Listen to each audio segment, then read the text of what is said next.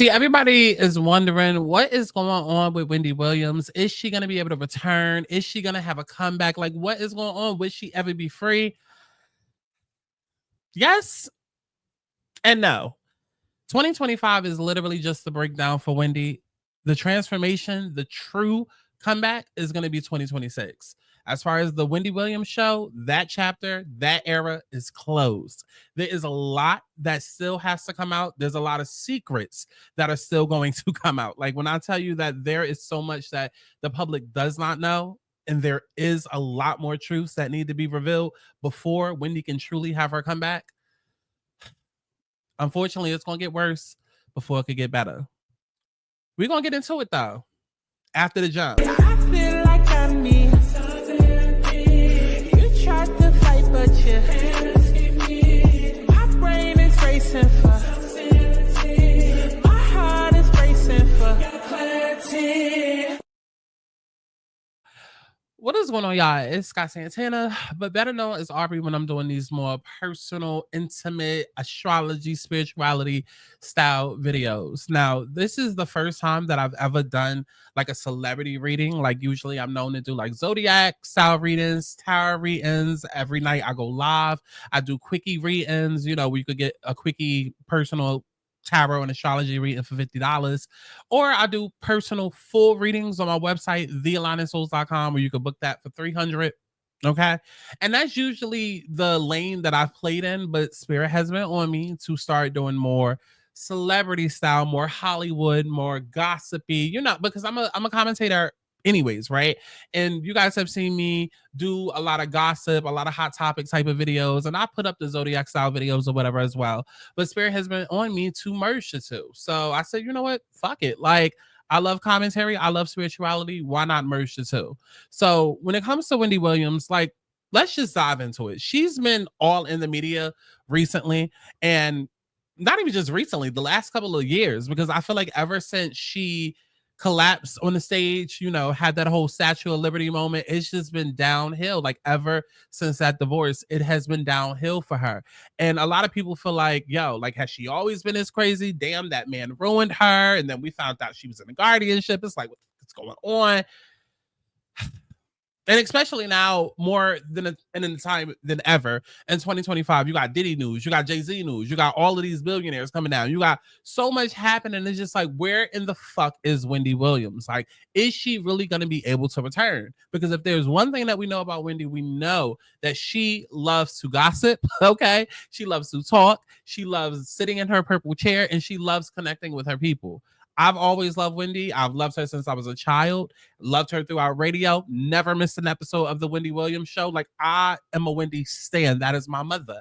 So I feel honored to be able to do this celebrity reading. And I'm gonna tell you how this is gonna work. This is gonna start off with astrology. Okay, if I decide to do a tarot portion, that will be a separate video. But for right now, I just want to keep it on the astrology of it all, her natal chart, some of her placements, you know, what it is that she's going through. We're gonna touch base with, you know, some of the scandals, such as her divorce, such as her guardianship, such as the talk show and her leaving that.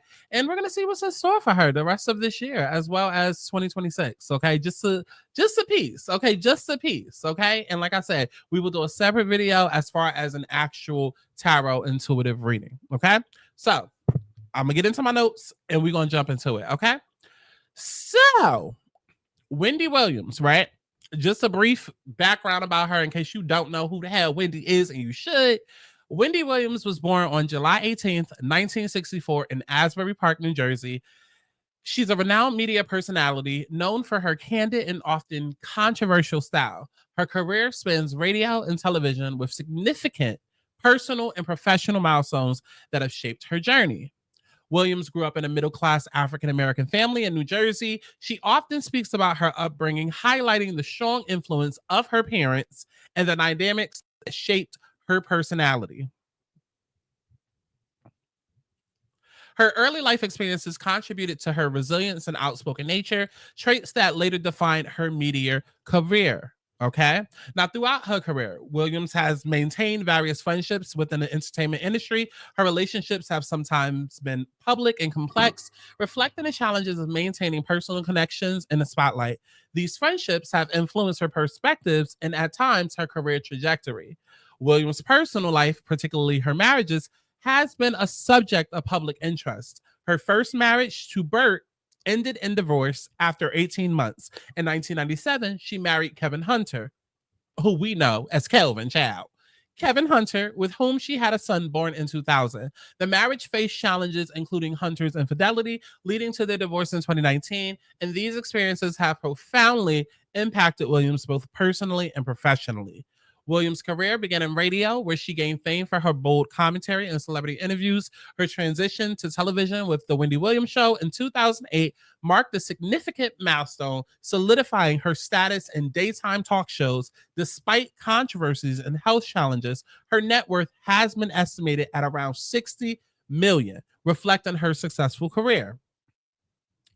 Wendy has been married by public scandals, including her tumultuous divorce, health issues, and disputes over her financial guardianship. These events have attracted media attention, influencing public perception and impacting her career. And we're about to dive deep into all of that because I always tell people astrology is literally so spot on and so true. Once you know what to look for, how to understand it, it is spot on and it is so true. And it literally rules everything that we go through. So there's been some wild transits that have happened in Wendy's life over the last few years. And there's some wild transits coming up. That's why I tell y'all, expect another shoe to drop. You think you know everything when it comes to Wendy Williams and his case and everything that's going on with this guardianship and her being on lockdown. We think we know everything. I promise you, there is more tea that is going to be spilled. There are more secrets that are going to come out. Okay. So let's go ahead and get into her natal chart. Now, when I looked at her natal chart, just like immediately off impact, off rip. And let me go ahead and switch up this background. Immediately off rip. When I looked at her natal chart, I was like, okay, this is some shit right here. Okay. She has her sun in the 6th house. She has her moon in the 9th house. She has her Mercury in 6th house. But when I saw that Venus and Mars in the 4th house, I said, oh, that's that love-hate relationship when it comes to childhood, when it comes to home, when it comes to family, which is something that she's always talked about on her TV show. Like anybody that's followed her on the talk show, she always used to talk about how, like, as a kid, she got teased a lot. Her parents would call her fat. You know what I'm saying? Like, there was a time where she felt like, okay, fuck my family. I just want to go off and be with people who understand me because I'm a little freak. I'm a little weirdo. So I want to go where I'm accepted, okay, with the gays and them days and let my freak flag fly. And that's how she ended up in New York City, right? Because she was trying to rebel. She was trying to, spread her wings and fly. So when I saw that Venus and Mars placement there, I was like, yeah, that's that love and hate. Okay. She also has Jupiter, 3rd house. Okay. Jupiter usually speaks to abundance. It speaks to expansion, but it being in the 3rd house of communication, she loves the gift of gab. Well, she has the gift of gab. She's able to talk her mouth off for like an hour. Right. And so like, that is where like she really, really, really, really shines. Right. Now, she also has Saturn in her first house. That is no joke. I know that personally, that Saturn in the 1st house is absolutely no joke. I actually have natal Saturn in Capricorn in my 1st house, as well as Uranus and Neptune. And when you have Saturn in your 1st house, let's break it down, right? 1st house is the house of identity. Saturn is all about responsibility, boundaries, it's restriction. I love to tell people that Saturn in the 1st house is all about like Oscar Proud. You know how Oscar Proud will look at Penny Proud and be like, you're not dating until you're 32. You're not going to prom until you're 45. Like that strict father. That's what Saturn represents because it's Capricorn energy. Technically, it is the father, right? And so when you have that in the 1st house, that makes you so delayed in life. Like it's almost like you're the ugly duckling because you're the late bloomer. You know what I mean? It's like everybody else gets to, do things, but you don't bloom until later on in life. You know what I mean? Like you go through this awkward ass phase a lot of your life. You have like the pretty girls that are cheerleaders and all of that in high school. And that's not you. You're the ugly looking one, big boob, big teeth, all of that, the goofy looking one, right? But then later on in life, That's when you start coming into your looks. You start coming into your personality. You start coming into your money. It's like way after everybody else has already done that. That's when you finally do it. But once you get there, it's stable because Saturn represents time. It represents karma. And you get what's owed to you, but it's so much more stable than it would be for anybody else. But having that Saturn in that first house is crazy because everybody goes through Saturn returns. 2 for most people, 3 if you're lucky. And when you have it in the first house, I can tell you from personal experience, it's not easy. It is not easy at all. Okay. Because when you have it in the first house, that means like you are restricted in your identity. You're changing your identity. And we're going to get into a little bit more of that once we start diving deep into the chart. But I just want to, talk about some things that I saw.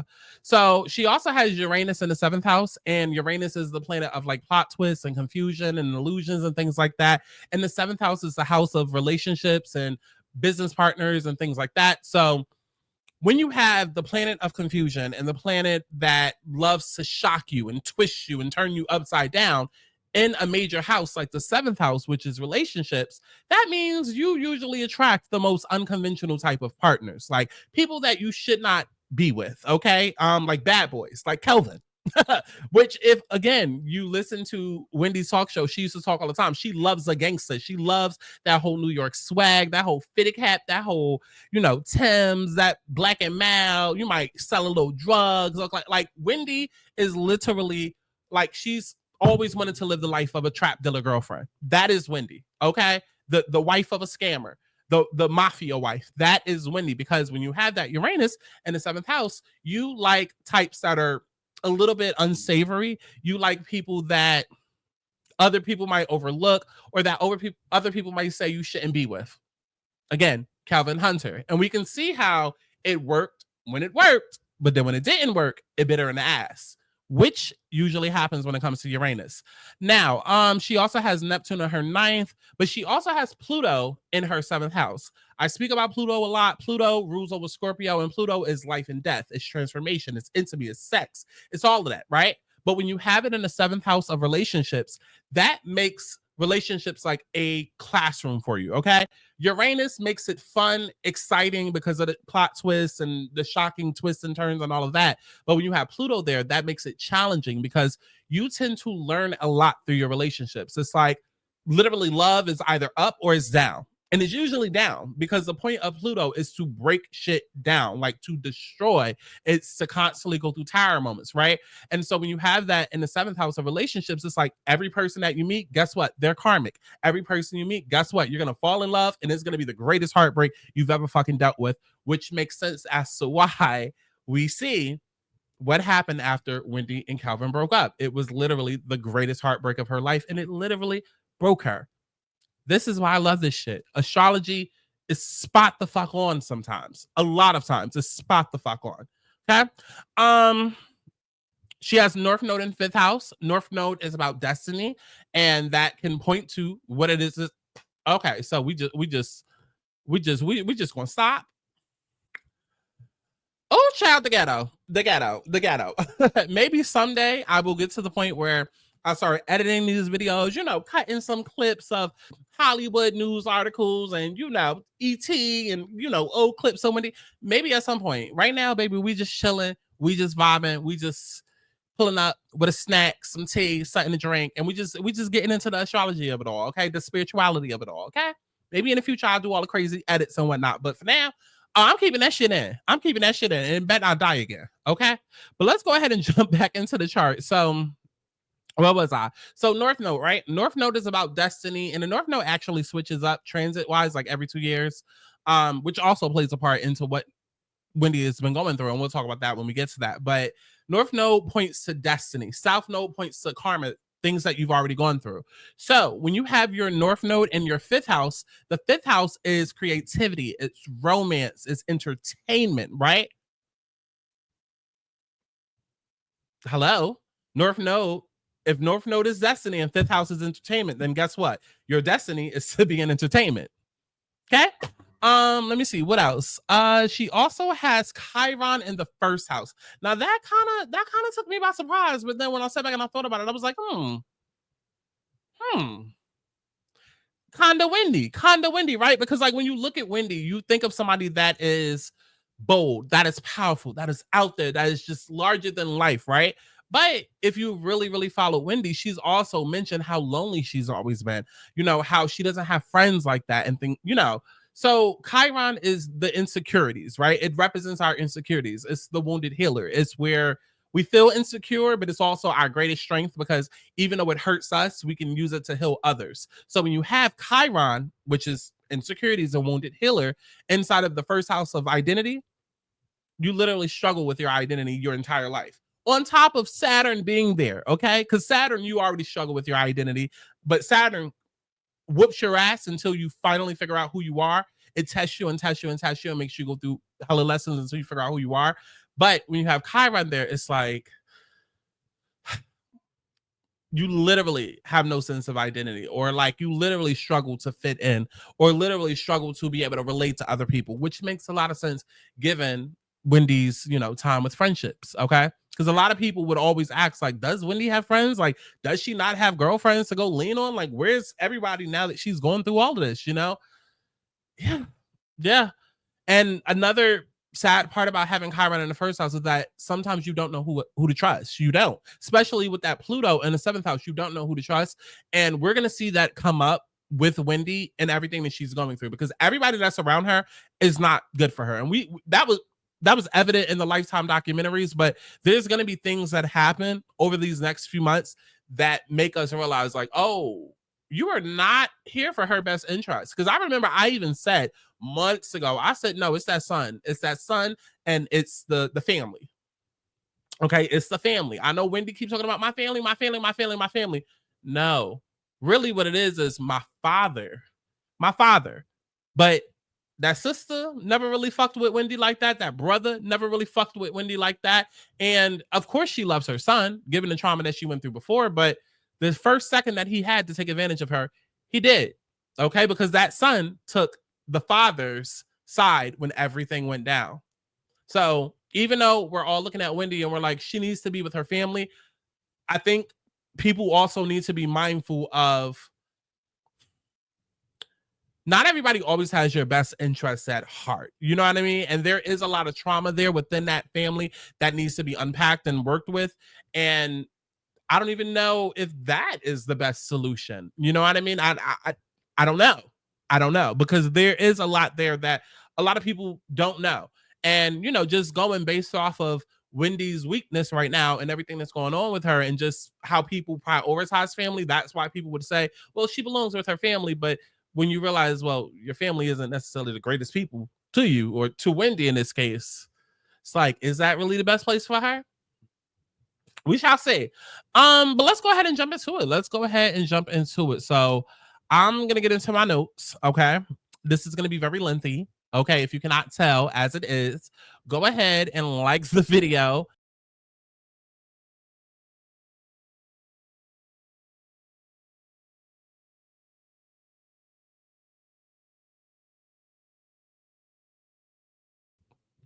Baby, this is real janky. This is real. When I tell you that this is real janky, the way that I accidentally clicked out, okay, the way that I accidentally clicked out, and when I tell you I'm not editing a goddamn thing, I'm not editing a goddamn thing, okay? Go ahead and like the video so that we can jump further deep into this, okay? But the universe is P double T to the Y, and it won't stop till I wake up and realize that I am the 1, 2, 3. I am the bitch that these little niggas need. How you gonna escape when I am the key? That's why everywhere I go, they say following me like damn. Get back on track, wonder who I am. Every day is numbered in this lifespan. Look in the mirror, tell myself again. Self-love and happiness is all about I got swing. Happy, doing what I please. Trying to do what I need. Whatever it takes to be free. I wanna be happy, doing what I please. Trying to do what I need. Whatever it takes to be free. Okay, baby, I don't even know where to begin. I don't even know where to begin, okay? All right, let's go ahead and get into the analysis, okay? The deep analysis. Let's start off with childhood, right? So, Wendy was born under the sun in Cancer, highlighting strong emotional ties to family, home, early conditioning. And having her son in the sixth house suggests that maybe work and service played a significant role in her upbringing, likely influenced by disciplined parental expectations, which she's talked about several times on her show. Like I said, her father and her mother, they would definitely tease her. They would definitely tease her, but they expected a lot of her. So her childhood was shaped by this need to prove herself through productivity, right? Which is why Wendy has become such a workaholic, right? Like she's been in the game nonstop, nonstop. There are people like you'll hear like groups like Escape or SWV that'll be like, oh, 30 years in the game strong, but it's like, really? Because you popped off in 1992, you had like a good little 5-year run, but then you was gone for about 15, and then you came back for the last 10. So is that really 25, 30 years strong, or did you take a hiatus? Wendy has never taken a hiatus. Like literally since her first job in media, she's been running nonstop. And it comes from childhood, wanting to please your parents. Okay. Again, that Venus and that Mars in that fourth house, it's like a love-hate relationship. But then when you also have that Chiron in the first house, it's like identity issues. And so where do you look for love? Where's your first source of love growing up? It's childhood, it's family, it's your parents, right? And so wanting to please her family, wanting to please her parents, that's how she developed that work habit, which ended up biting her in the ass. Because if you don't think for a second that all of this didn't happen because the universe didn't feel in some way that Wendy needed to take a break and seriously worry about her health, I don't know what to tell you. Even after that Statue of Liberty incident, Wendy went right back to work until she couldn't, right back to work until the universe and the network made her sit down. And then that's when we got all of those multiple co-hosts and people coming in and trying to, fill in the spot for her. But yeah, like I tell people all the time, every part of who you are is all established in childhood. It doesn't matter what your race, your gender, your ethnicity, none of that is. Like we all have trauma and it all stems from childhood, and then it manifests into our life in different ways. And being somebody that's super, super productive, that's a great thing. Having a great, strong work ethic, that is a great thing. Like when it comes to getting something done, but life is all about duality. So there's ups and there's downs, there's goods and there's bads. And so sometimes it can be overkill. And we saw how that overkill almost got Wendy killed. Okay. So, it stems from a need of wanting to prove herself. And it signaled a child who learned early that their worth was tied to how much they were able to accomplish. So I want people to consider that, right? Like we're wanting Wendy to come back, but there is a depression attached to work for her because she feels as though if she isn't working, she has nothing or she is nothing. And she's alluded to things like that before, either in the Lifetime documentaries or on a talk show. She said, different things like that's all I care about is my family, my child, and my work. And that's great. But I do want people to be mindful that there is literally like a very sad like insecurity there where it's like, if my work isn't okay, then I'm not okay. Like I might as well not be here on earth. So we all want Wendy to return, because selfishly we want to hear her talk about gossip and all of that. But like there's also some mental and, emotional, spiritual struggles there as it relates to being back in media and being back in the work field. Okay. Now, Wendy has a Scorpio moon. And because it makes me think of like all the Scorpios that we know, like Phaedra and Future, toxic people, and duality, because good and bad, right? Good and bad, good and evil. Okay, cool. So she has a Scorpio moon, and child Scorpio placements. Ooh, I love them. They are my favorite, but they're a lot, especially a Scorpio moon. Okay, because you hot or cold. Okay, hot or cold, you don't know what type of day it's about to be with them, testing your loyalty, all of that, right? So when you take your moon sign, right, your moon is all about emotions and the way that you process emotions, all of that. And then it's in a sign of Scorpio, which is life and death, transformation, Pluto energy, right? You take that and you put it in the ninth house of education and higher learning and spirituality. This indicates somebody that is a deep transformational type of person, right? That is usually shaped by the experiences that they go through. So the ninth house connection suggests that education, travel, and philosophical beliefs played a significant role in Wendy's emotional development, right? A lot of emotional highs and lows, potentially reflecting fluctuating family relationships, grand emotional gestures that were sometimes overwhelming.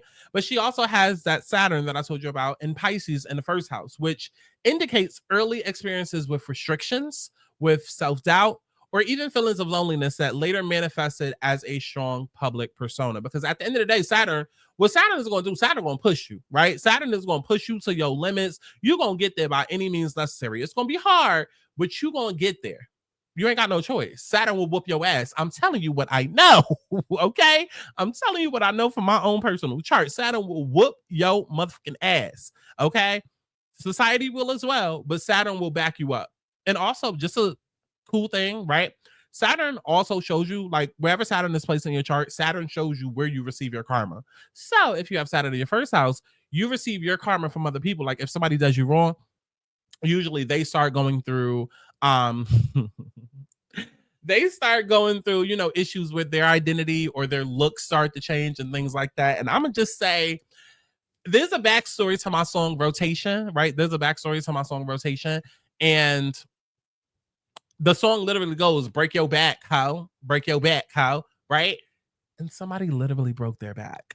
Okay, like I wrote that song based off of somebody literally breaking their back. Okay, because it was karma. They fucked me over and then they broke their back. So I wrote that song. But that all goes to show Saturn in the first house. That's how you receive your karma. Okay, so expect Kelvin.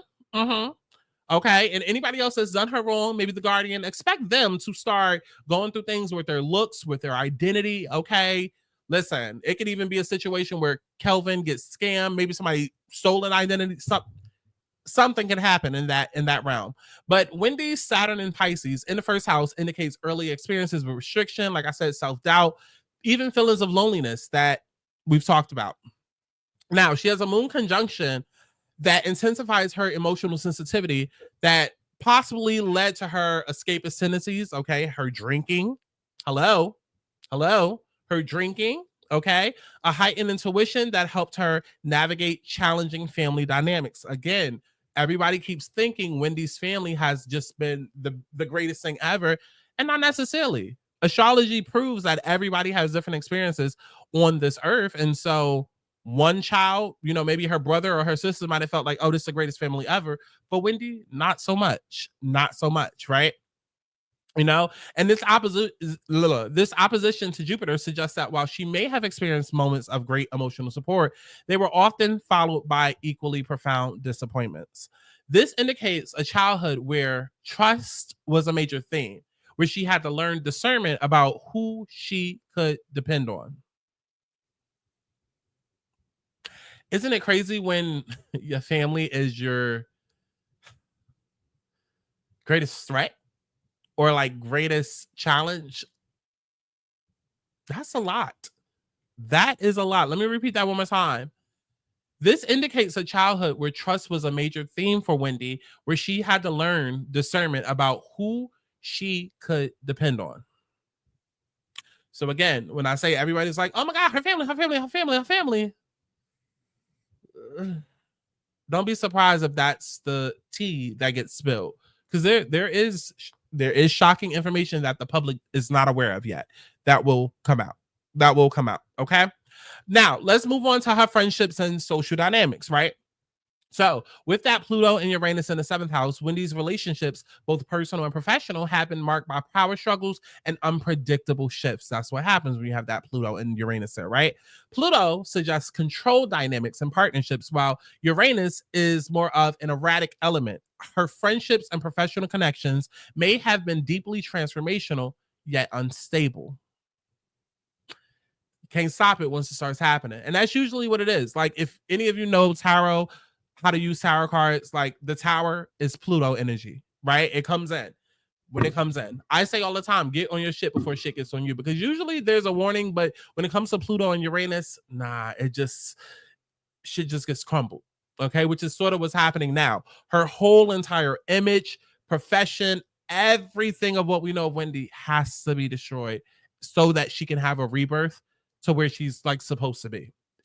we're just going to watch it crumble. Okay. Now, she has Mercury square Jupiter and Neptune, which suggests that misunderstandings and miscommunications have continuously throughout her life played a role in her social life. She's had moments of overpromising or feeling deceived by those around her. That North Node that I mentioned, that is in her fifth house of creativity, shows that she was meant to shine through self-expression. Yet her path to fulfillment in social bonds has likely been challenging. Additionally, that Venus and Mars in Gemini indicates that she values stimulating conversations and socializing, but may have experienced friendships that were more surface level or fleeting.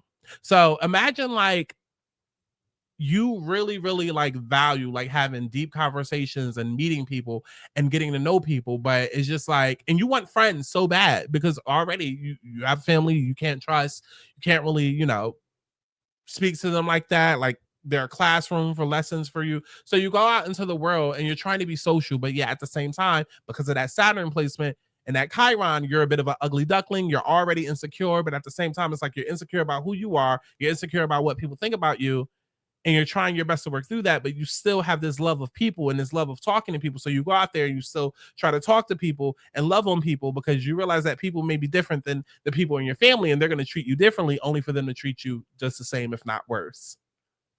Yeah. A lot of disappointment. Okay. And so for Wendy, she ended up learning very quickly, like, I maybe gotta kind of treat friendships as a here for a good time, not a long time type of thing, right? Like very fleeting, very like here today, gone tomorrow, like hi, bye. Not necessarily small talk, but just understanding that whoever I meet is not necessarily like a long time best friend. Right. And this is not one of those things where people be like, oh, you got to be careful with who you call friend. This is more of those things where it's like, no, majority of the people you meet, there's never really going to be anything more than something surface. Yeah. Do you see how all of this can push a person like really into their work to really, really like love what it is that they do and like really find joy in what it is that they do? Cause it's just like, you know? So her Venus Mars conjunction, right, suggests passion and charisma, but the opposition of Lilith points to power struggles and unresolved wounds in love. There's a duality in her relationships, intellectually stimulating yet potentially fickle partners. Her first marriage ended quickly, while her second marriage to Kelvin lasted over 2 decades but ended in scandal due to infidelity. Pluto's influence in her seventh house indicated profound transformations in marriage, likely through betrayals and revelations. Saturn opposing Uranus and Pluto suggests long term commitment struggles and the need for self reinvention post divorce. Now, the South Node in Capricorn in her 12th house suggests that Wendy may have felt burdened by relationships that required self sacrifice. She may have played a caretaker role in past relationships, okay? Either in past relationships or in a past life, because that's what the South Node is. South Node is about the karma that we faced in past life that now we're born into this life with that karma, right? Past life, she was a caretaker, so she comes into this life automatically wanting to help, wanting to heal. Again, that also goes back to Chiron. Even though I have Chiron in my first house and I'm insecure about who I am, I want to be the person that helps everybody else automatically recognize who it is that they are. That's how it works. Okay. She has played that caretaker role in past relationships, often prioritizing others' needs over her own. And its karmic placement indicates that she has had to learn to break free from restrictive or toxic partnerships in this lifetime. That was part of her karma. That was part of her karma. That South Node in Capricorn in the 12th house, it is literally her karma to break free from toxic relationships. And she did not. I believe there was some sort of interview she did after everything went down with Kelvin where she said she still would have been with him had it not been for the baby.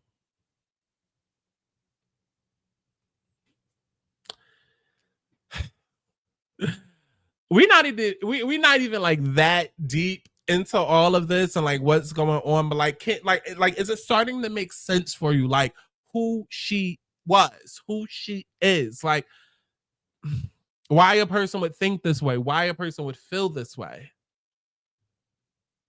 Welcome to Aligning Souls. That's my job. Welcome to an alignment session. That is my job, right? So that South Node and that Capricorn in that 12th house, it's like you're supposed to break free from toxic relationships, but here you have this person who cheated on you, and to know that you still would have been with this person had there not been evidence of the cheatation, which is the baby. That means that you weren't really working in favor of your South Node. You weren't doing what you were supposed to be doing. You were actually going against your divine mission in that type of way. And the universe had to step in and say, enough. Since you don't want to learn on your own, shit has to hit the fan. And that's exactly what it did. Now, when it comes to career and money, Wendy has a Mercury in Leo and her midhaven in Sagittarius. So that makes her somebody that's very bold, very attention commanding, attention commanding communicator whose career thrives on storytelling, who thrives on opinion and entertainment. Now, if you've even watched like one episode, like it was literally like she would start the show and talk about her weekend and spend like 5 minutes on that, 10 minutes on that, and then get into the hot topics. Like that's the shit that I love, right? Because at first people would just tune in for the hot topics, but then you fall in love with her because you realize, oh my God, this bitch has a story for everything, right? Literally, her birth chart being activated, okay? Now, Mercury square Neptune and Jupiter suggests an ability to captivate audiences, but also points to misinformation issues or legal disputes surrounding speech.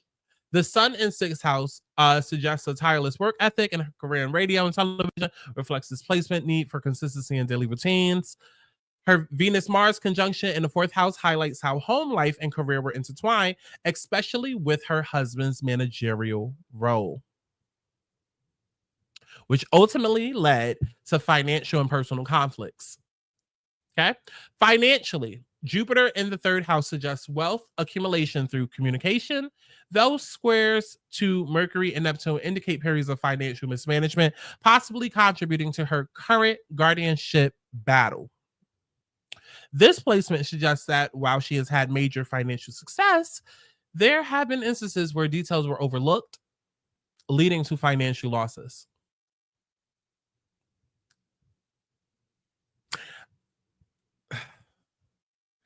I gotta take a smoke break on that one.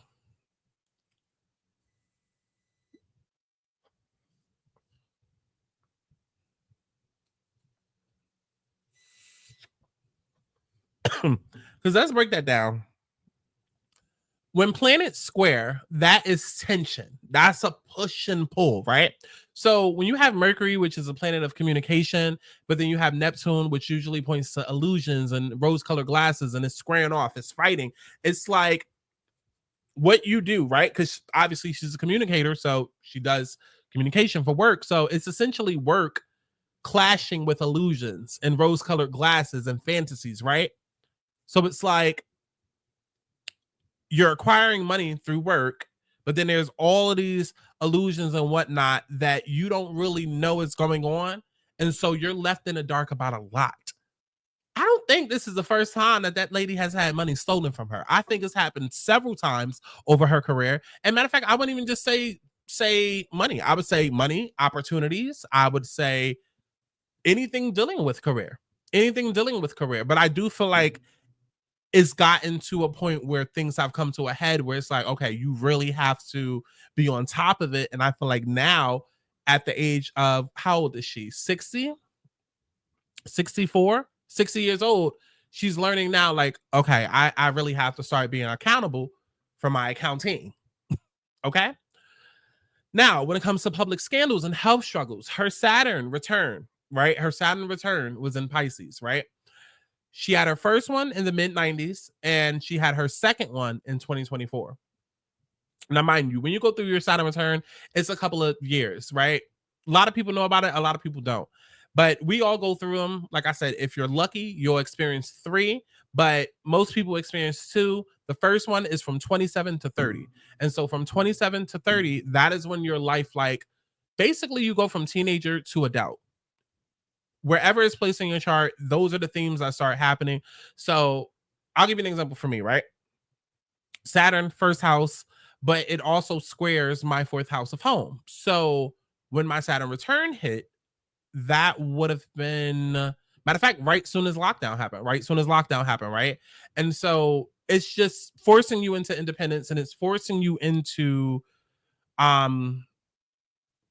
place where you have to think more self-sufficiently. You kind of have to like find stability within yourself, right? Like again, it's literally going from teenagehood to adulthood and like really, really growing up, because until you hit 27, even at like 22 to 26, you're growing up. You're not quite a teenager, but you're not yet like a fully grown adult. Like you're still in those spaces. But after you hit the Saturn return, that is when Saturn steps in and it's just like, no, you have to learn certain things. Okay. You have to. Everybody goes through that period. Everybody, like literally think about what happened for you from 27 to 30.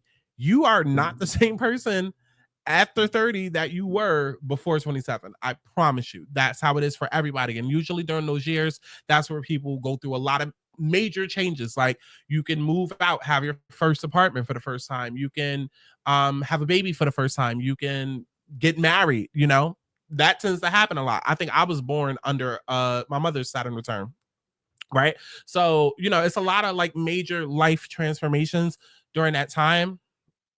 Now, when it comes to the second one is more of a review of the first one. How have you changed since your first Saturn return? Have you implemented the lessons that Saturn has tried to teach you? Have you learned from anything? Or are you still like going about life completely disregarding who you're supposed to be?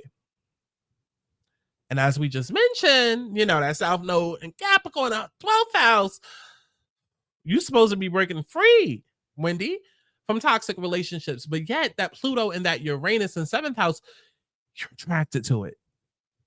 And it fucked her life over, as we all see. So when you go through your second Saturn return, it's like now you have to pay up. You have to pay up. You have to answer for all that you did up until that point. And that's what Saturn returns mark, right? That's what they represent, right? Even during your first one from 27 to 30, you now have to pay for your entire life up until 27 years old. You now have to pay for your life up until what, 54 years old? Like, who have you been from 27 to 54, from 30 to 54, right? What decisions have you made? Like, it is essentially the chickens coming home to roost. So regardless of how bad we feel for Wendy and, you know, how we think Kelvin ain't shit and all of this, that, and third, she made choices. And Saturn is the planet of accountability and restrictions and boundaries, and it forces you to be accountable for said decisions. And so what did we see during this period? Because even though the second one hit in 2024, because there's always like a date, like a very specific date where chaotic things happen, but it's usually also a time period where those are the themes and you start going through, you know, little hiccups and whatnot, but then you have a major day with shit hits, right? So it's always a time period of 3 years. So that time period for Wendy was 2021 to 2024. So it's like, what has happened since then? The guardianship, the getting drunk, the divorce, like losing the talk show. Like these are all results of her actions. This is the chickens coming home to roost. So yeah, the first Saturn return aligned with her early radio career, where Wendy established her controversial yet influential persona. The second return coincides with her health. Now, why I can't talk? The second Saturn return coincides with her health issues and her legal battles, indicating a forced reevaluation of autonomy and self-care. Because bitch, you have not been taking fucking care of yourself. Like, what the fuck are you doing? What are you doing? Saturn is literally like, bitch, we tried to tell you 20 years ago and your ass ain't listen. Cause you want love that bad. But then again, aligning souls, right? When you understand her natal chart, right? You start realizing why she thinks the way that she does. Why does she act the way that she does, right? Why does she speak the way that she does? That's all alignment sessions are. That's all that I'm here to do with you guys when you book a personal reading with me. Okay, shameless plug, thealigningsouls.com, where you too can understand your life a little bit better. TheAligningsouls.com, book you an alignment session. But that, because if you don't know what you don't know, you will look at Wendy and think, okay, she's a pick me. Oh, she's just desperate for love. Oh, But again, aligning souls, right? Because when you realize who she is, her natal chart, all of the placements that we've discussed, you realize like, oh no, this is more than just somebody who's a pick me and desperate for love.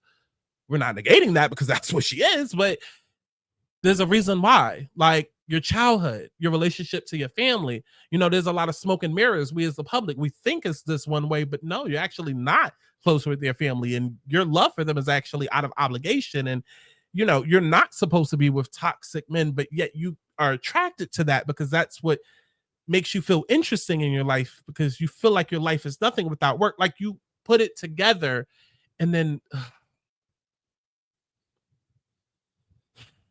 and that's what I want to do with the series. That's really what I want to do with this series. Like I want to almost humanize people, right? Because I know for me, learning astrology and getting deeper into it, it's made me be a lot softer to myself, a lot kinder to myself, a lot softer and kinder to people in general, like in the world. Like you have a little bit more patience, you have a little bit more grace. That's why when I do my videos, I make it very clear. Sky Santana, Chi-Chi. Sky Santana, Aubrey. Because Chi-Chi is my Wendy Williams personality. Like rah, rah, rah, rah, rah. That's a pick me bitch. She desperate as fuck. Da, da, da, da, da. But when it comes to Aubrey, I understand a little bit more personally because I have a little bit more empathy and I can connect with you, right? And so it's like, yes, you are a pick me. Yes, you are desperate. But like, damn, because the universe have been trying to teach you, Wendy, for 54 years leading up to your second Saturn return, right? They have been trying to teach you, and there were lessons that you just refused to learn. All of this happened because of that. Sad when you really, really think about it. It is, but that's how it is for everyone. Like, don't cry for Wendy, baby. Cry for yourself, because this might be you.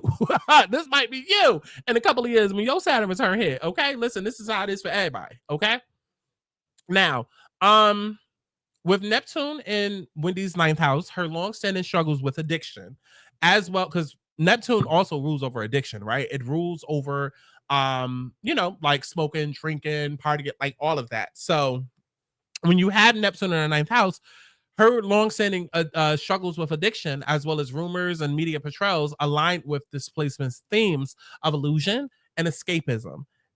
Mind you, she has Neptune square Mercury, which shows the narratives surrounding her life are often distorted or manipulated. Her guardianship battle echoed her Pluto and Uranus placements, power dynamics, and loss of control in partnerships. This current transit of Saturn in Pisces, I'm talking about right now in 2025, because Saturn is transiting in Pisces right now. It's going to move into Aries very soon, but right now it's in Pisces over her ascendant, which is her first house of identity, right? This is further restricting her. This is further restricting her, while Pluto's movement into Aquarius could signal a drastic personal transformation. You know how everybody was out there yelling at the end of 2024, age of Aquarius, not really knowing what it meant? Well, for Wendy, age of Aquarius and Pluto in Aquarius, it moved into her first house of identity, which, hello, since it's been in Aquarius, look at everything that's been happening. Look at everything that's been happening for her, right? How the whole identity and everything is breaking down. So we're going to get into the next part of this. Go ahead and like this video so we can get into the next part, because I want to talk about some of the current transits and some of the future transits that are coming up and what we can expect from Miss Wendy Williams. Okay? Go ahead and like the video, girl. These bitches is washed. I am the soap and these rats ain't involved. Been saying shit since out in mama's garage. They hate to see that a bitch finally on top. Stop. Keep watching my social media. Changing my Wikipedia. These trendy to the top and tedious. I will stop from video. Who got the trench? Who got the wrench? Who got the weed? And they all going up for me. I'm tryna party, let's get naughty. Twerk your body, work this party. I'm tryna party, let's get naughty. Twerk your body, work this party. Who got the trench? Who got the wrench? Who got the weed? And they all going up for Okay, so let's get into it. So, some current and future transits. We have Saturn and Pisces over her first house, right? So, this is a forced period of responsibility and limitation, themes of authority over her life being challenged. There's Pluto in Aquarius, soon to be on her ascendant. A complete identity transformation, potentially regaining control over her narrative. Then we have Jupiter in Gemini, activating her Venus and Mars, fourth house, right? A public revival, possibly in media or entertainment, but it also challenges her personal relationship. So it's like a give and take, you know? Then we have Venus retrograde in Aries that's happening this month, okay? That's affecting her North Node. A revisit of past career and romantic themes, possibly old partnerships resurfacing. So I wouldn't be surprised if Kelvin is hitting her line right now. That could be a shoe that drops. Okay. Um, it could be. It could be. It could be. It could be, baby. It could be. Let's go ahead and get deeper. Let's go ahead and get deeper. All right. So we're gonna do this 2025-2026 astrological forecasts. Okay.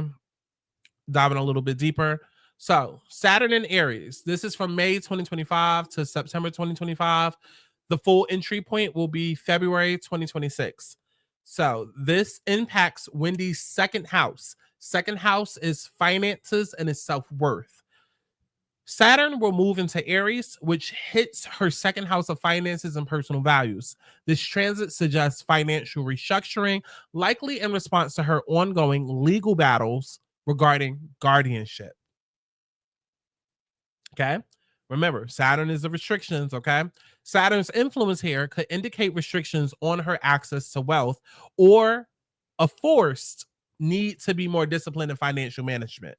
Now, I've been feeling like, honestly and truly, there was nothing really wrong with that lady other than old age and kookiness. Okay. I feel like she was drunk. And I mean, I pretty much just proved it to y'all. She was drunk the entire time. And now you know why, because she has an escapist personality. Okay. And now you know why. And I feel like they purposely kept her drunk to purposely take her money. It's not the first time they've taken her money and done her wrong, because she always trusts the wrong people, family, friends, foes. Okay. But I feel like she doesn't need a conservatorship. What she needs is more of a financial manager to look over her money. That would be ideally perfect for her, right? She doesn't need necessarily 100% access to her money, but she needs somebody that she literally trusts, who is not a family member, because it was the son that kicked all of this off. Okay. She needs somebody who is trusted, who can look over her finances and allot her an allowance every single month. That's her money. Baby, that's your money, right? But we're gonna break it down, and we're gonna have an allowance for you to be able to spend every month. That is what she needs. Hopefully, by the end of this, I do feel like I can see that happening. Okay, so Saturn is here to place restrictions on her wealth, and because of this, I also do feel like it is gonna get to that point where maybe not a conservatorship, but a financial manager. Okay, because do I feel like she can be able to do it on her own at this point? No. This also signals a personal identity shift. Saturn asks her to redefine what stability means outside of external success. How many times did I say? For her, success is linked to work. Saturn in the universe is forcing her to separate the two. My mind, that happiness and that success has to come from someplace else. It has to. It has to. Okay. That's why I feel like when we get Wendy again, it's gonna be a very different Wendy. I feel like it's still gonna be still her, but like evolved. And I hate to say that in such an obvious way. Like, obviously, it's been years, so hopefully you would hope a person grows, but I do think she's gonna be more transformed. Okay. Now, with this Pluto in Aquarius that's moving towards her ascendant, this is where the major identity overhaul is going to kick in, right? Because Pluto has been moving into Aquarius, making her or nearing her first house in her ascendant. This is a once in a lifetime transit. It's not something that happens every day or every couple of years. No, it's a once in a lifetime thing, right? That completely transform how completely transforms how someone is perceived, right? So Wendy is undergoing a public rebirth, shedding old narratives and stepping into a new phase of her life. I'm doing the same as well. I got Pluto transit in my first house, so I definitely get it. Okay.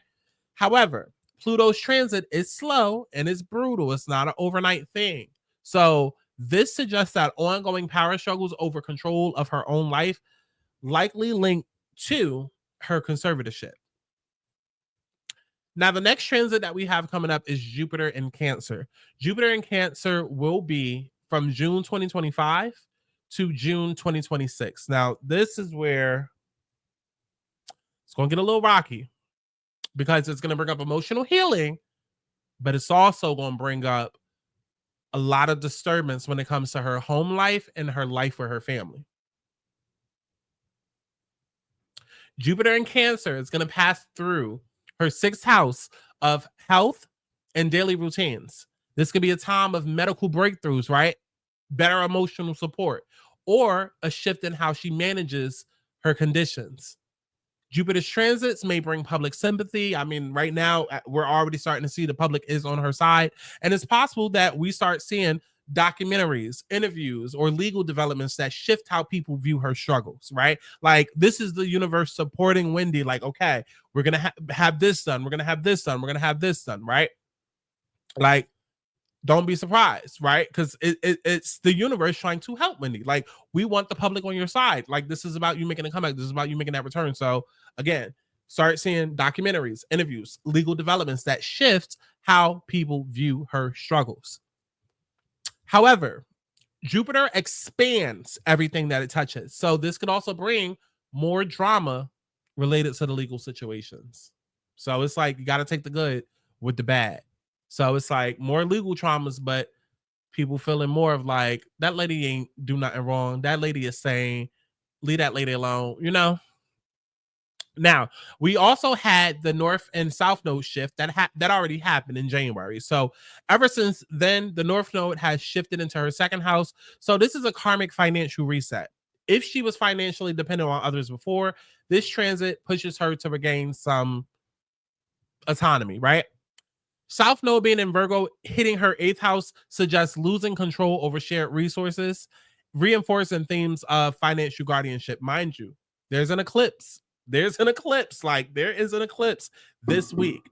And what have we been seeing all over the media about the help sign and, you know, her mental capacity? And she got 10 out of 10, allegedly, you know. This is all the eclipse energy happening. There could even be news coming out tomorrow, which is March 14th, or today, March 13th, like something major that actually happens, right? Being that she is getting hit by the North Node and South Node in her second and eighth house. So stay tuned for that. Stay tuned for that. With the eclipses in Virgo and Pisces for March, for this month, as well as September, there's huge moments in her legal and financial life. The eclipses in March and September will highlight financial decisions, contractual battles, and perhaps even court rulings about her independence. Okay, so don't be surprised if she's not free immediately, but it's something that, like, because it's gonna come back around in September. It's gonna come back around in September, and I'm gonna get to that in a second.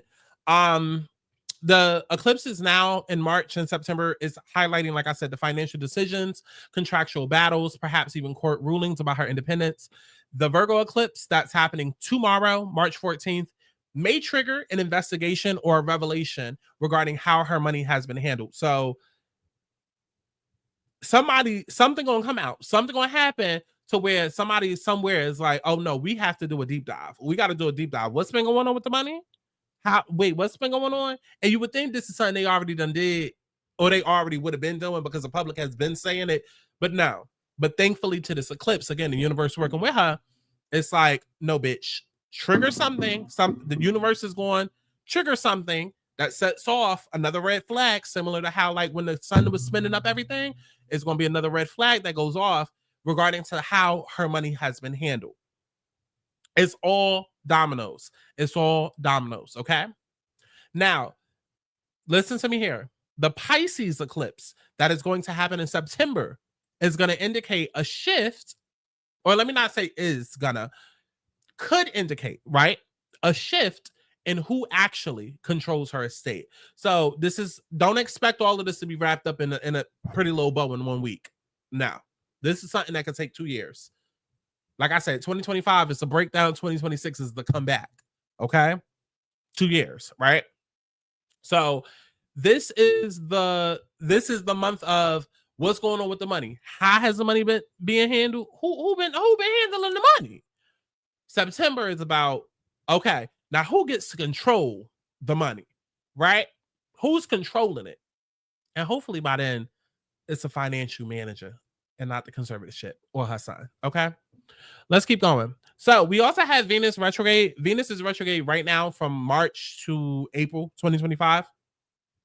And is retrograde in Aries and in Pisces. And, Venus retrograde brings up career issues. It brings up career and past relationships and things like that. So for Wendy specifically, Venus is retrograding through Aries and Pisces and is activating her North Node of Destiny in Chiron, which is insecurities. This brings up past love interests or friendships back into the picture. Perhaps people who once worked with her will resurface. And what the fuck did what the fuck did we say? What the fuck did we see? Did we not see the video of Suzanne on social media? Did Suzanne not pop up like a week or two ago with a message about Wendy? Baby, when I tell you that astrology never misses, okay, because retrograde goes back into the past. It goes back, in backward motion, right? But like I just said, with this Venus and with this Venus retrograde in Aries and Pisces from March till April is bringing back not only past love interests or friendships, but people that she's already worked with or that you've worked with, because we're all being affected by this. But obviously with Wendy, we saw Suzanne pop back up and now suddenly speak out for her. And it's like, Suzanne, what the fuck you been the last 5 years? Now I hope want to speak out, girl. What? Venus retrograde. Okay. If Wendy is to return to media, this would be a key time when discussions about her comeback are happening. Right now, no. But discussions are happening. Right? Especially with, her mental is now 10 out of 10. Oh, she put up the help sign. Oh, she's doing these interviews on Breakfast Club and da-da-da-da-da.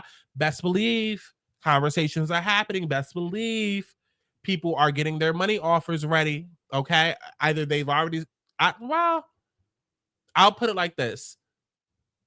People and businesses and corporations are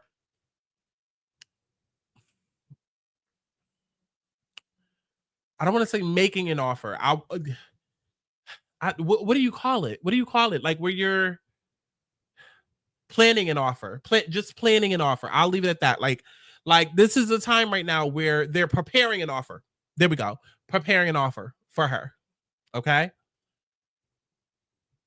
Final thoughts. What's next for Wendy?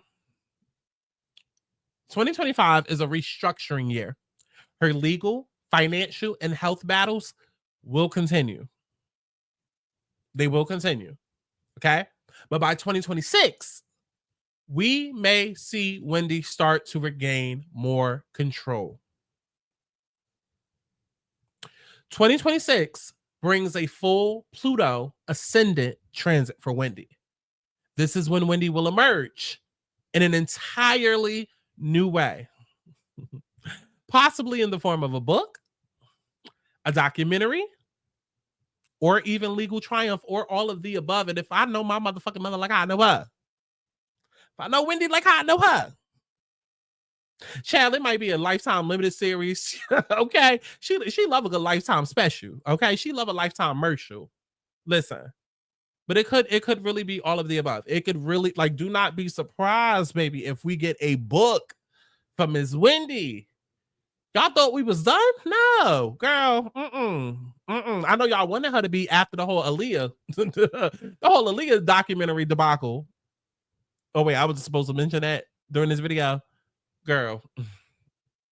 Because when you said Wendy Williams documentary, I just thought the one she produced. Oh, but yes, like seriously, like do not be surprised if a new book happens, a new book deal, a new podcast deal, like all, like you can pretty much expect a podcast deal, a media deal, whatever. But like seriously, like some form of tangible like media, like documentary, a book, okay, as well as legal triumph. Jupiter in Cancer is going to be Wendy's saving grace. Mark my words, y'all. The Jupiter in Cancer transit is going to be Wendy's saving grace. Okay? Despite her struggles, she will receive massive, massive public support. And we may see a new public narrative surrounding her. Because what have people thought about Wendy up until all of this started happening? People couldn't stand her. She gossiped too much. She always in everybody's business.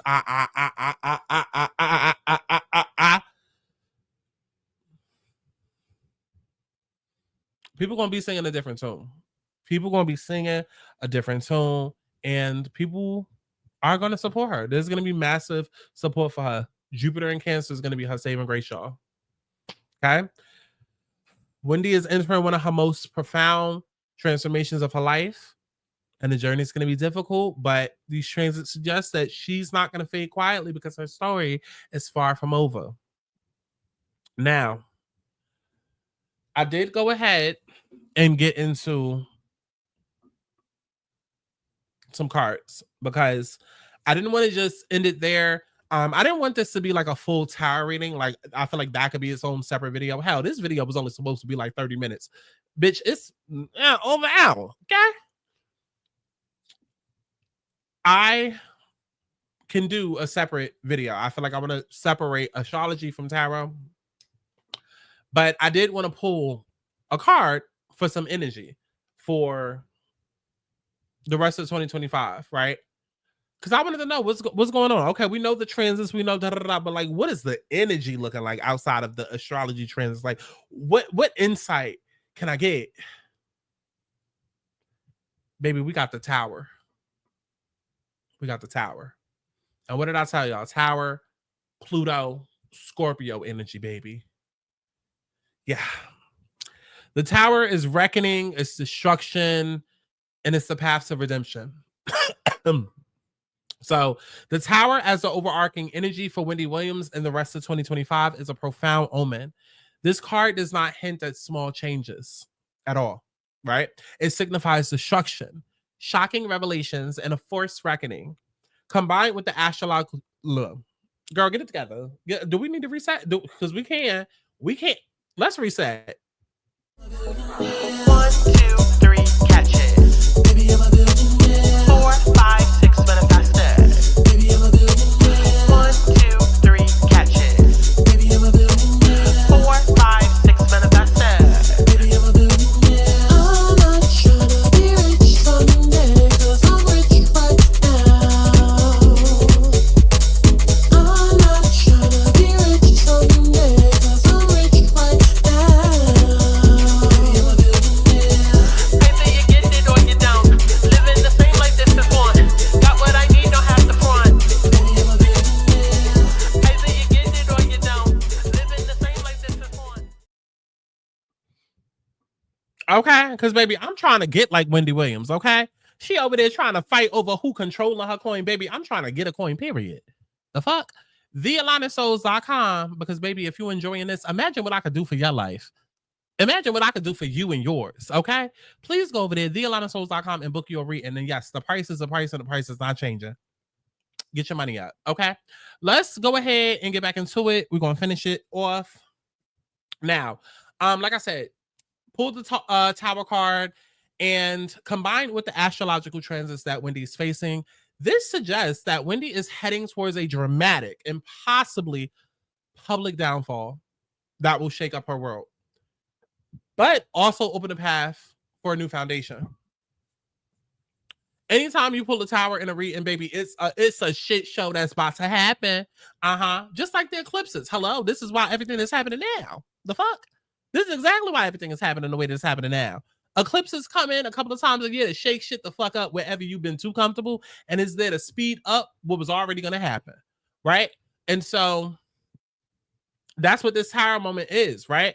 So I ended up breaking it down a little bit more because I'm like, okay, tarot card. Oh, I need more information, baby. I need more information. I want to know exactly what is going on. And so I clarified, and the cards that I ended up pulling was Four of Wands, Queen of Pentacles, Page of Cups, Knight of Cups, and Six of Cups reversed.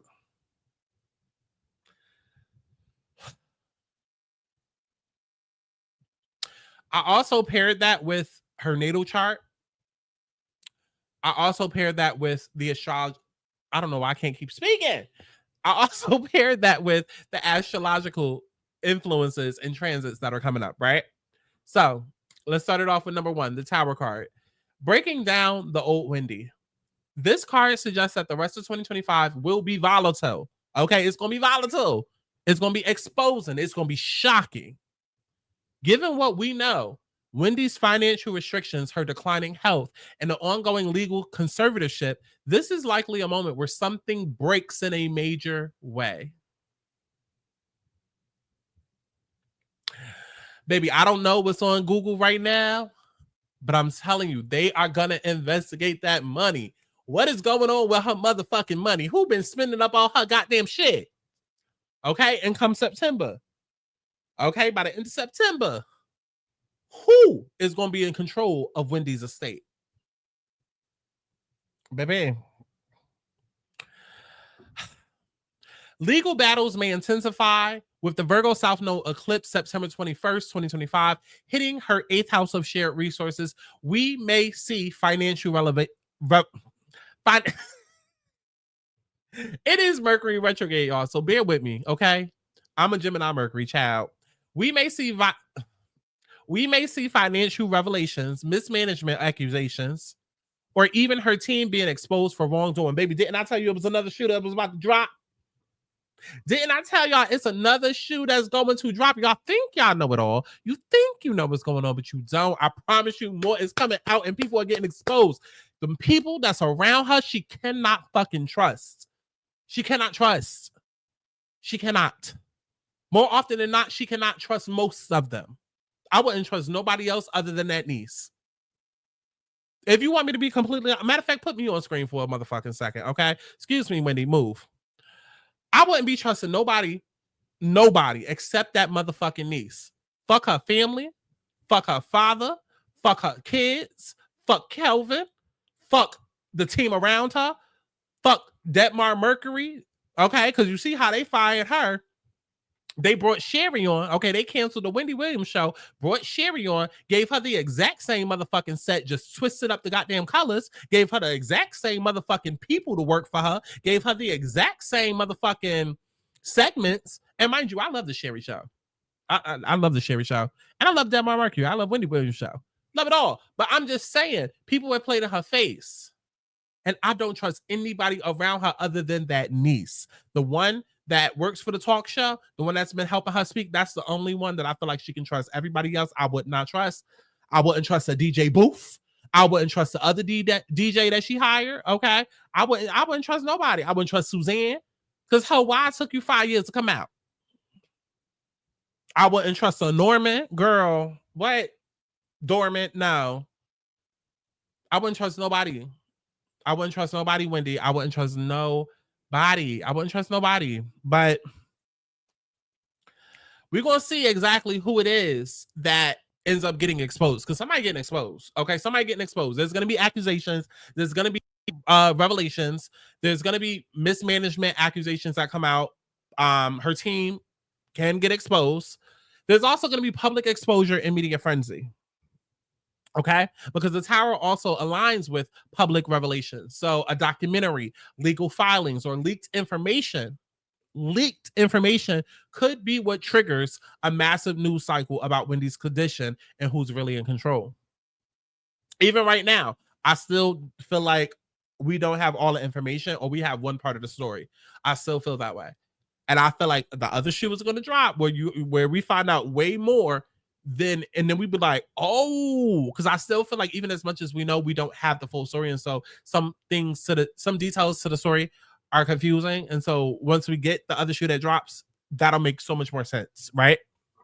Now, Health crisis with Jupiter moving through the sixth house of Cancer. Expansion in this area could mean either medical breakthroughs or a crisis that forces changes. So it really just depends on where Wendy is at. Because duality, right? Like, okay, is this going to be a time where we have medical breakthroughs, or this is a time where you need to learn more lessons because you're not trying to get better, right? So astrological connection. Pluto and Aquarius on her ascendant. So the true tower moment will likely occur. Because I'm giving y'all a date now. The true tower moment, like when it's going to happen, is likely going to occur as Pluto inches closer to her first house in 2025, 2026. This is Wendy being stripped down to her rawest form. It's both painful and necessary. This could be the moment where she regains control over her life, but only after total destruction. Let me see for a second. Okay, do I have a transit chart? I don't have a transit chart pulled up, and I don't want to pause this to get one. I could do that in a separate video. Like if y'all want to know the exact date when it's going to happen, but it's likely going to be like whenever it goes exact. Okay. Whenever Pluto is like almost exact with her ascendant, but this is going to be closer to her when it's closer to her first house in 2025, 2026. So towards the later part of the year, right? Like I said, this is Wendy being stripped down to her rawest form. It's both painful, it's necessary. This is where she regains control over her life, but only after total destruction. I would not be surprised if that family gets destroyed too. I would not also. I'm not saying this is going to happen, but I have to bring it up. I would not be surprised if her father passes away at some point within these next 2 years. Because all of this adds to the rebirth of Wendy, the breaking down, right, of Wendy and the rebuilding of Wendy, like losing both parents, like you really having to sustain on your own. Like, okay, so I'm not wishing death on a man, but just saying. Four of Wands and Queen of Pentacles, right? This brought up a false sense of stability. Despite the Tower's chaos, the Four of Wands suggests that there is still some form of home, family, or legacy being upheld. What did I tell y'all? But here's the issue. There might be an illusion of stability rather than true freedom. The Queen of Pentacles suggests that someone with financial power, possibly either her guardian or her legal handlers, is managing her estate. They appear secure, but are they trustworthy? The North Node in Pisces in 2025 and 2026 suggests that Wendy is meant to reclaim her financial power, but first, she must face the destruction of whatever system is currently controlling it. Could her conservatorship end? If so, it's not going to be smooth. There's going to be an uphill battle that forces Wendy into financial and personal instability before true independence. It's going to get worse before it gets better. If you've been watching any of my videos where I talked about Pluto and Aquarius and how everybody keeps talking about Age of Aquarius, Pluto, the whole point of Pluto is life and death transformation, but it has to get worse before it gets better. So it could get really, really fucking bad for Wendy, which, because Pluto also does like bring beauty throughout the chaos, right? It's like the rainbow after the storm type shit, right? So it's like forces Wendy into a dark place, but that's where she is able to write the book, right? And then we boom get a book launch, and then she makes money from that. Like, you understand what I'm saying? Like, okay, so the issue: who holds the power? The Four of Wands and Queen of Pentacles seem to indicate that the legal or financial situation may appear settled at some point in 2025. Maybe it won't be, okay? But the Tower looming over it suggests that the foundation will crumble. The people managing her money may lose control or be exposed, leading to another round of public scrutiny. So I'm telling y'all, do not listen to what the fuck is in the media, because the media might push it as, oh, we figured something out. Oh, we've got it soft for when. No, the fuck they didn't. No, the fuck they didn't. No, the fuck they didn't. How? I don't care what comes out in the media. The shit is not over. It's not over. It ain't. It ain't. Okay? Now, number 3. Page of Cups and Knight of Cups, emotional pleas and supporters coming in. Now, despite the destruction, these cards suggest offers of help, emotional support, and people stepping forward with good intentions. Page of Cups, That's a small but hopeful emotional offer. This could be a friend, an ally, or even a legal advocate who actually has these best interests at heart. I don't know why Don Lemon just popped into my mind. Knight of Cups, a more serious emotional figure. This could be a media figure, a lawyer, or someone trying to help her tell her story, right? So look out for that. Look out for that. Let me repeat that. Okay, we got the Page of Cups and we got the Knight of Cups. So there could be a friend that steps in, or an ally, or a legal advocate who actually has Wendy's best interests at heart. But there could also be a more serious emotional figure, right? A media figure, somebody that we know, or it could be a lawyer. Okay, she finally has a right lawyer on her team. Now, astrologically, with Venus retrograde in Aries hitting her North Node, this suggests past people returning, as I mentioned, or even past legal allies stepping back into her life.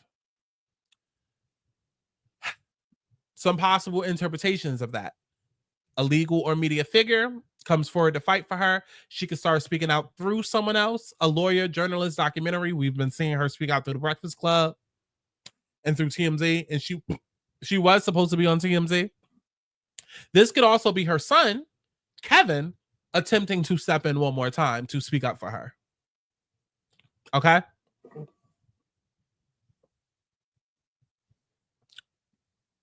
And I said one more time, let me correct, because I don't know if he's ever stepped in. But this could also be Kevin stepping in out of guilt and feeling like I need to do more. Okay? Now, we got the Six of Cups reverse. This is no going back. This is no going back. This is the most painful card out of all of the cards that I mentioned, right? The Six of Cups reverse indicates severing ties with the past, with painful nostalgia, and realizing that what once was familiar is gone for good. If Wendy has been holding on to the idea of returning to her past life, radio, TV, financial freedom, or even personal independence, the Six of Cups reverse is here to say that chapter is permanently closed. Now, as far as a legal conservatorship, if it does end, it will not return her to where she once was. It may actually put her in a completely different reality where she has to start from scratch.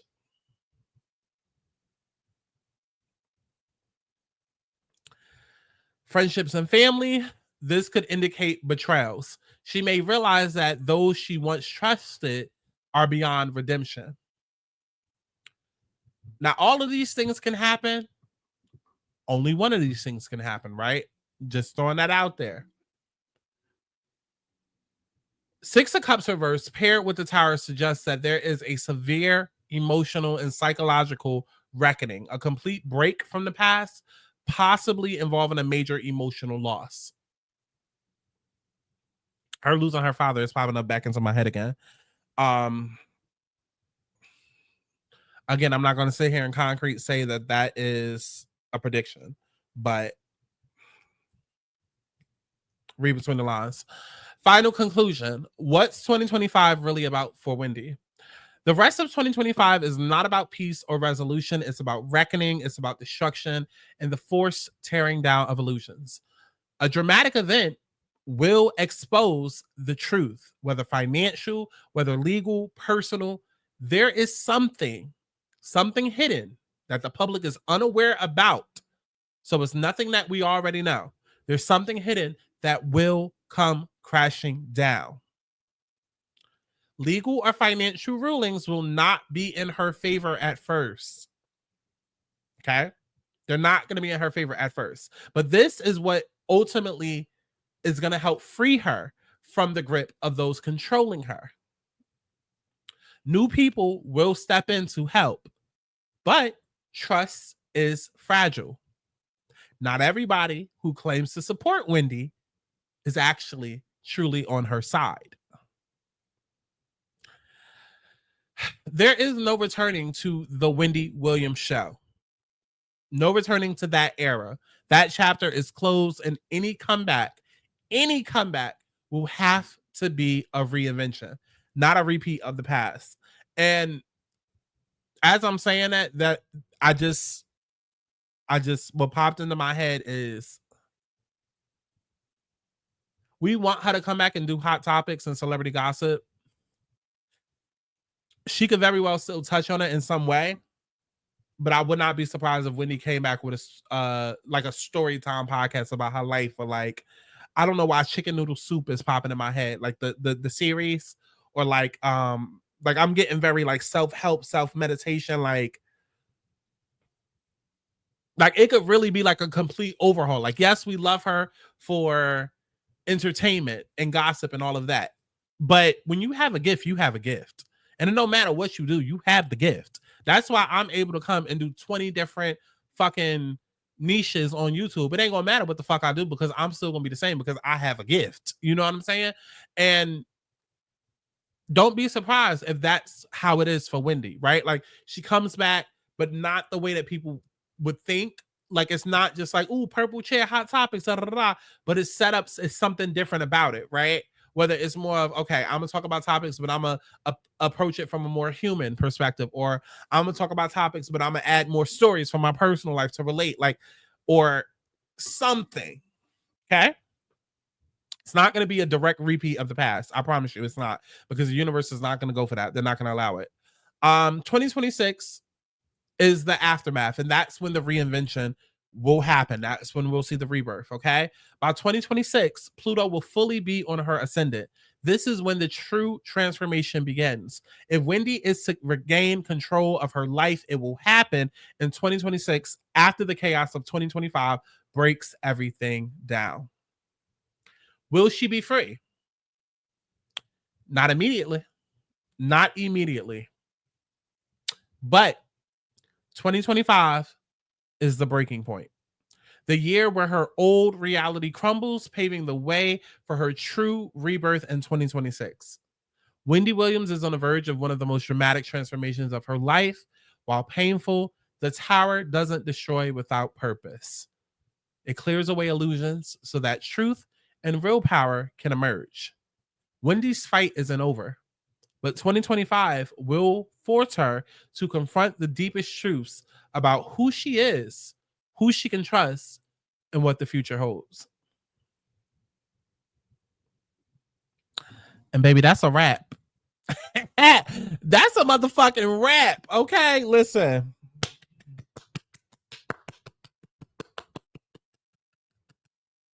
That's a motherfucking wrap. Okay, do you know how much research I had to look at my wig? You know how much research I had to do? How? Damn, hour and a half, and y'all got me up here talking for an hour and a half. What happened if we not gonna be here long? That's a wrap on our first little motherfucking episode. Okay, and we're gonna get better as time goes on. We're gonna get better, we're gonna get quicker, we're gonna get sharper, but Spirit was on my ass to just put it out, just put it out, just put it out. So I said, let me put it out, because something this weekend. If not already now, as I'm recording this, if not tomorrow, Wendy was about to go down. Spirit was on me to put this out, so it's out. It's not perfect, but I hope y'all enjoyed this. I really do hope that y'all enjoyed this.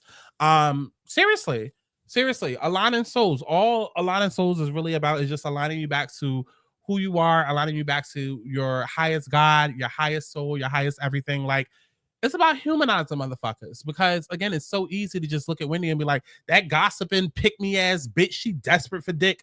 It's real easy to do all of that, as Chi-Chi. But as Aubrey, I better understand, like, oh, she's going through stuff, her childhood, right? Love and hate relationships within her home, and then you have a love and hate relationship with your family, and you were kind of the black sheep, and then you're this awkward person in life, and then you never really had friends throughout life, because every person you meet, they're here for a good time, not a long time. So, like, when you start realizing all of this about Wendy, it really does make you realize, like, damn, outside of her career, she's had a sad ass life.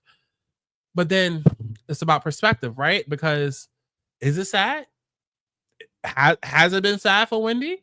Because you learn to prioritize what prioritizes you. So I'm sure, as a kid, as a teenager, Wendy growing up, being programmed like the rest of us, we are taught to prioritize love and friendships and a lot of stuff, whatever. But for Wendy, at some point, she kept realizing, oh, if I prioritize these same things that the rest of America and everybody else is prioritizing, I'm going to continually get hurt. So I'm actually going to put my focus into media, into my passion for work, right? And she did, and that's how she got to the place that she's at now, right? So, I love shit like this. And I definitely encourage all of you to go to my website, thealigningsouls.com, to book you a motherfucking personal reading so that we can dive deeper into all of your tea, all of your information. Baby, what's going on with you? Okay, what career should you be doing? Okay, what if you're doing a career? How you gonna get there? I can help you put a plan into effect, mama. Okay, and then don't get me wrong, you can't just do it at any point at any time. It has to be during the right time and under the right transits, like all of that. I help with all of that, and the price is the price. Okay, so have your money ready. How? Go to my website, book a reading, and I will see y'all in the next one. I really hope y'all enjoyed this. Who y'all want me to do next? Let me know down in the comment box below. Bye. Tell me what you wanna be. Tell me what you wanna see now. I need us to set me free. Is it them or is it me? I feel like I need some therapy. You tried to fight, but you can't escape me. My brain is racing for some sanity.